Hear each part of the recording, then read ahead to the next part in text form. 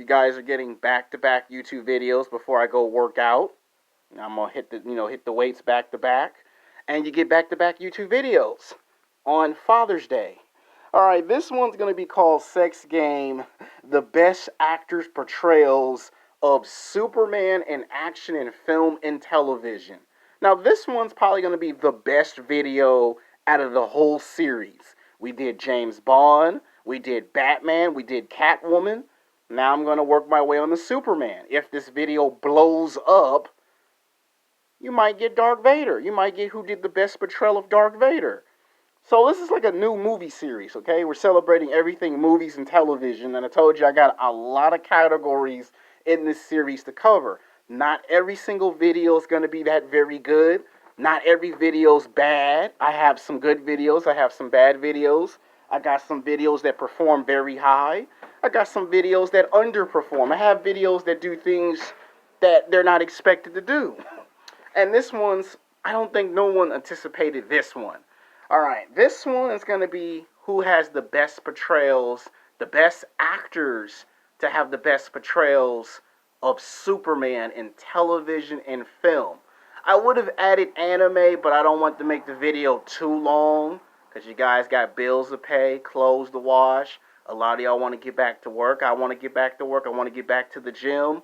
And I don't want to take up all your time today. So coming in at number 6 is Dean Cain. Now, Dean Cain was an actor who got his start in acting in the late 80s, early 90s, and he was in a lot of roles, but he hadn't really had the role to get him into the spotlight. Until one day he went in for a call casting, and they were basically in competition with a comic book called Superman Action Comics. And if you know your history very well, you would know that the television show wanted to do the death of Superman, but the comic book people beat them. So they made a television called The Adventure, Lois and Clark, The Adventures of Superman. That was a television show that ran for 4 seasons. And he was picked to play Clark Kent Superman, the last son of Krypton. And the show had the huge ratings in season 1, the biggest ratings in television history. We hadn't had a television show like that since the late 50s, early 60s. And the second season was better than the first season. Season 3 was where we finally got to find out that Krypton wasn't really destroyed. It just had been damaged, and they just relocated, and he found out that he had a mom and a dad. And then Zod would come fight him. And then season 4, we would see the decline of the television show, where Superman and Lois got married, and that was the end of the show, and people were kind of outraged. That was all they got from the show. I mean, the show did show us some good elements. He fought some villains, but the show was like family oriented. It was like Superman meets Seventh Heaven in a way. It was the 1990s, and they wanted their Superman to be lighthearted, and that's what you got. You got a lighthearted Superman. And people still watch the television show even though it only had 4 seasons. So he was like the Superman of my generation because we never had an actual Superman that we could look up to. There was one, but I'm going to get to who I think is my Superman of my generation. But at that time, Dean Cain was good. It launched his acting career. He got into movies, got into television shows, and he is in Supergirl currently. Yeah, so he did pop up in 3 seasons of Supergirl as Kara's foster father. So, yeah, you can say that it kind of brought him back to that, like, 20 years later in his acting career. So, very good way to start your career as Superman. All right, coming in at number 5 is Henry Cavill. Now, currently, he's the cinematic DC's version of Superman. Now, he popped up, as the rumors and the legends suggest, he came in there with a Superman suit, and people were shocked that he was that serious, and he did a movie called The Immortals, and then he convinced studios that he should play Superman, in a movie called Man of Steel that made millions and millions. And the highly anticipated sequel, Batman vs. Superman, and then, of course, Justice League. Now, he kind of was in the cameo of Shazam, and it had a question mark. Now, to me, He has the potential to one day become the best Superman in film. But the problem is, when he did Man of Steel, we saw way too much Superman and not enough Clark Kent. I think that was all our biggest problems and biggest concerns with the movie. It wasn't the action or the fighting or his superpowers. It was we got way too much Superman and not enough Clark Kent. Batman versus Superman did exactly just that. It gave us a blend. We saw 50% Superman, 50% Clark Kent. So it fixed that issue. And then the next issue is they tried to do the comic book accuracy, which I think kind of hurt the movie a bit. You had Doomsday in the movie, and I've always told people this, that the way you do Superman is simple. First movie is him fighting Lex Luthor and some criminals. The second Superman film should be Superman versus Brainiac. Give him an actual true villain to test his superpowers. Then if you make a Superman 3, or you made a crossover, then you can do Superman versus Doomsday to do the storyline, the death of Superman. Then Superman 3 should be his resurrection, where it should be him fighting another villain like Darkseid. And to me, when he died in Batman versus Superman, and then you jump to the next movie, which was Justice League, there really was no impact. There really was no time to mourn of Superman like you did in the comic books. Like, I know some people say you saw it with Suicide Squad, but some people say that doesn't count because that movie referenced Superman. It showed Superman's passing. But to me, you needed at least 3 movies before you did Justice League. And then you bring Superman back where, okay, now it's got some kind of impact to the character. And if he ever gets a chance to give us a Man of Steel 2, Man of Steel 3, or if it's just cameos in other people's movies, give us a good interpretation of Superman. That's all I'm asking for. I got 2 Superman t-shirts. Why is it clip closed? You might be saying, why am I wearing a Dragon Ball Z shirt when I should be wearing a Superman shirt? Which, like I said, I'm not going to go into the, room and get the Superman shirt and put it on because, there'll be a chance to do this video over in the near future. When we talk about, the best Superman film, that's probably where I would do this video's true justice. So keep that in mind. But the thing is, that's what happened with his Superman. So he has potential. And if J.J. Abrams come in and decides he want to do a direct sequel of Man of Steel 2, you need to give us a good interpretation of Superman. And not just any Superman, but actually Superman. Alright, and number 4 is Tom Welling. There was a television show maybe almost 15 years ago called Smallville. Perhaps you've heard of it. That show was on the air for like 10 seasons. You gotta show this man lots of respect and lots of credit, because if it weren't for that television show called Smallville, would you ever got Flash? No. Would you ever gotten the Arrow? No. Would you ever got the Martian Manhunter? No. Would you have ever got Supergirl? No. All of those television characters that got their own television shows, it was a result of Smallville. If it weren't for Smallville, there would be no Flash. I mean, Arrow came before Flash, but you would have got no Arrow, no Arrowverse, no Flash, no Legends of Tomorrow, no Supergirl, no Black Light, no Legends of Tomorrow, no Stargirl. You would have never got none of those shows if it weren't for Smallville. Smallville was the first show to say, is it okay to take big name superheroes and put them on primetime television? And it was on the air for 10 years. And I know some people say, well, he was Superman, but he never act like he was Superman. It was like, what if he had these powers when he was in high school or in college? And guess what? He became the first actor to never wear the Superman suit, which kind of made it controversial. He said if it's called Smallville, it's before he becomes Superman. So they played around with that mythology. And it wasn't until the final season that they used some CGI to make him put the Superman suit on to be Superman. And then for him to be in the television crossover, which it was badass. It was like, okay, now Smallville is a part of the Arrowverse now. Because for almost 5 or 6 years, people kept complaining, make it a part of the universe, make it a part of the universe. And they finally did it. And people was happy when they saw him in the cameo. When he knocked out Lex Luthor, I was actually happy. Because that's what Superman would actually do. Oh, I gave away my powers to somebody else who needs them. And the fact that he never told you who he gave the power to makes it more interesting that if you made another show called Smallville with the CW's version, it makes you wonder which Superman got his powers from this Superman. Makes you want to know about that, right? Coming in at number 3 is George Reeves, the first actor to ever play Superman, period. He is legendary. He is iconic when it comes to the role. He played the television show in those late 50s, early 60s, and the show ran for 6 seasons. 6 seasons, a movie in black and white of Superman. He was on cereal boxes, clothes, comic books, posters, action figures. There was a radio show of Superman before the television show in black and white. And George Reeves was a highly accomplished actor.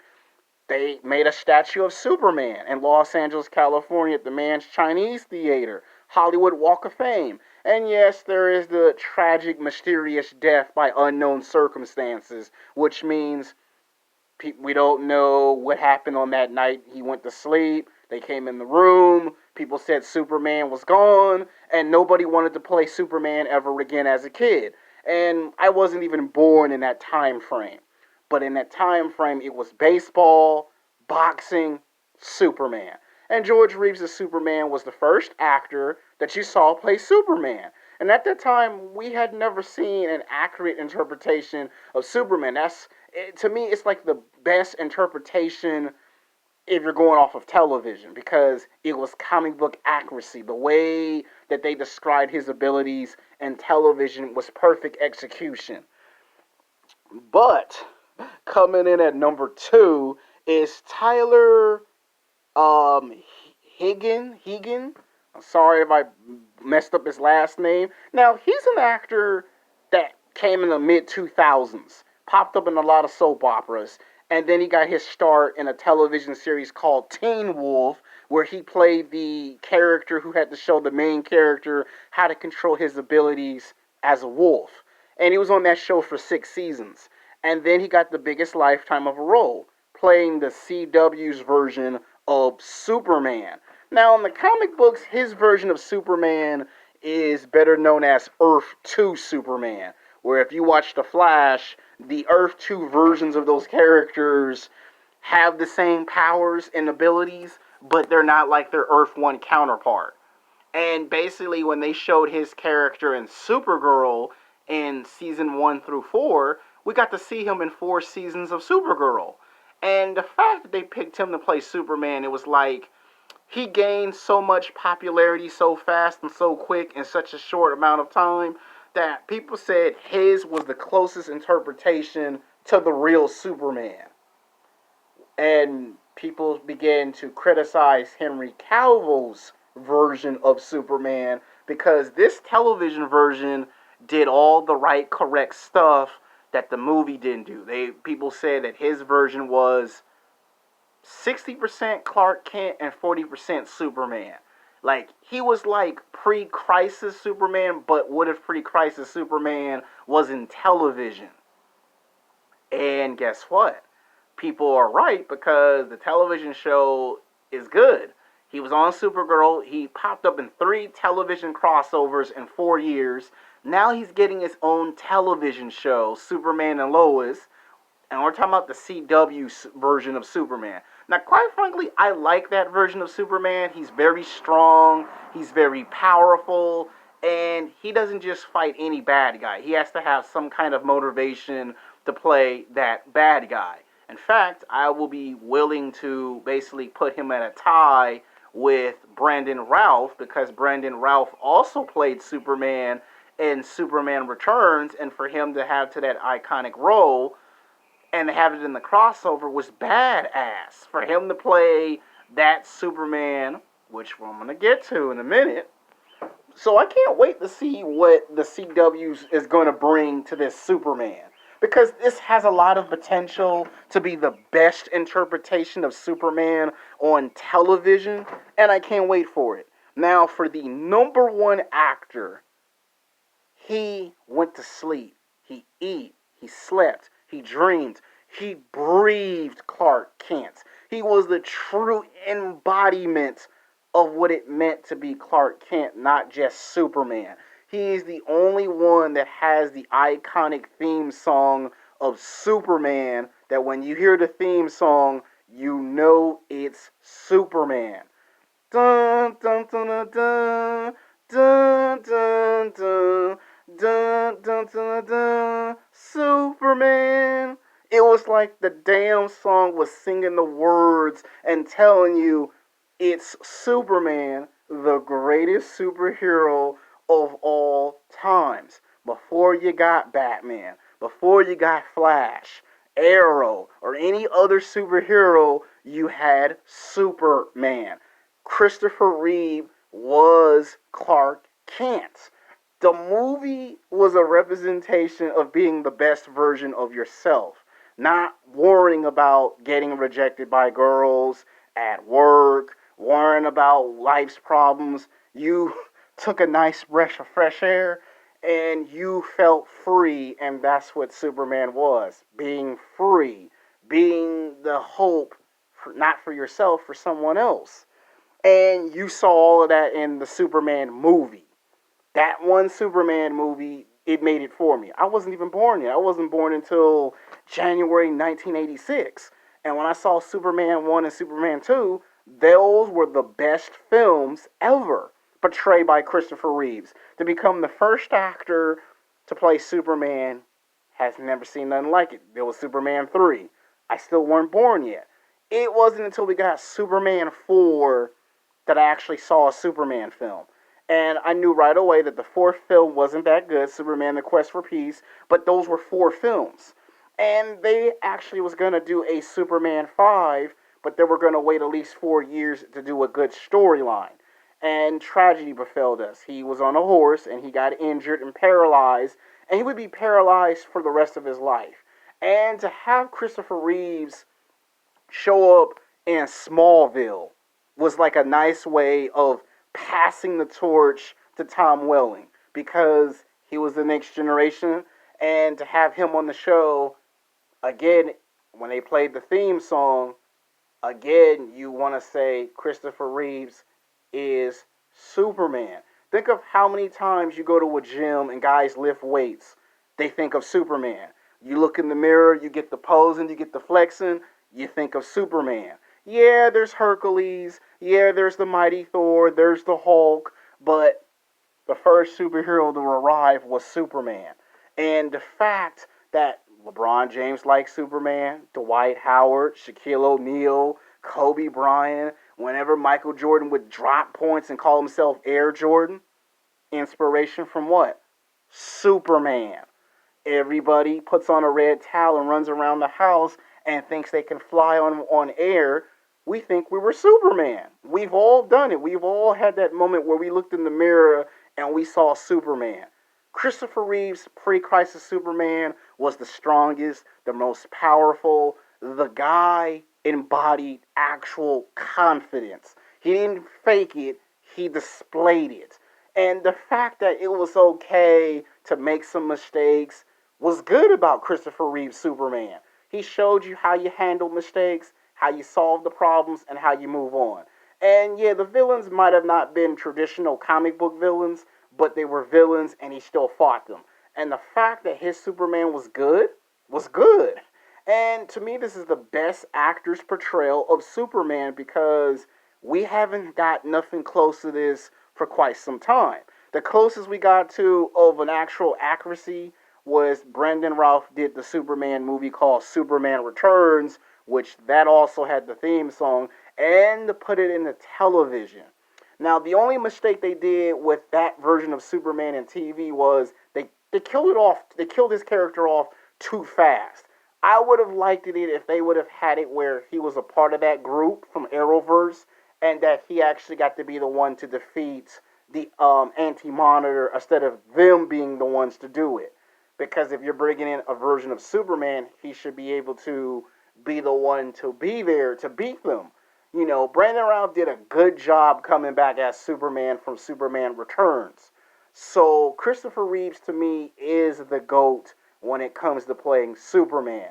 Nobody has come close to matching or surpassing his Superman. Now, there are actors on this list that have the potential to be on the same level, but as anyone who had a powerful impression on us being Superman, it's Christopher Reeve, God rest his soul, rest in peace, the best Superman acting portrayal of all times, hands down. Anyone who challenged this video, make a video response. Maybe in the future I might make a sequel to this. We might decide who should go up, who should go down. Until then, that's my conclusion. Peace.